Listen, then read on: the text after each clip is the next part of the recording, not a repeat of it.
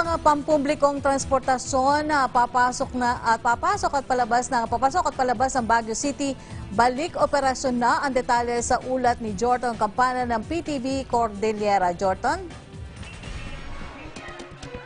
Magandang araw sa iyo, Yusik Rocky. Pinayagan na nga ang pagbabalik operasyon ng public transportation sa ilang inter-provincial routes at inter-regional routes papasok at palabas ng Baguio City.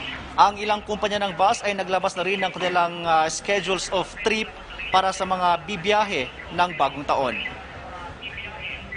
Naglabas ng Memorandum Circular ang Land Transportation Franchising and Regulatory Board o LTFRB para sa muling pagbabalik operasyon ng ilang public utility bus at UV Express. Kabilang sa binuksang rota ang Baguio City Mariveles Bataan, Baguio City Olongapo Zambales at mga biyaheng papunta sa mga North Luzon Express Terminals. 5 kumpanya ng bus ang nagbalik operasyon at nabigyan ng special permit at QR codes. Batay sa napagkasunduan, 8 units lamang ang papayagang makapasok sa Baguio City bawat araw at dapat kalahati lamang ng carrying capacity ang sakay.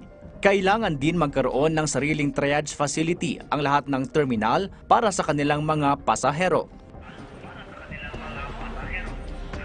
Yusik Rocky, dito nga sa Baguio City or sa mga terminals dito sa Baguio City ay nag-ikot o nagkaroon ng inspection ang mga tauhan ng LTFRB upang masiguro na nasusunod ang mga minimum public health standards at mga anti-COVID protocols sa lahat ng terminals at sa lahat ng mga pasahero na sasakay para sa bagong taon. At yan muna ang live or report live mula dito sa Baguio City. Jordan Campana ng PTV Cordillera para sa Bayan. Maraming salamat, Jordan Campana ng PTV Cordillera.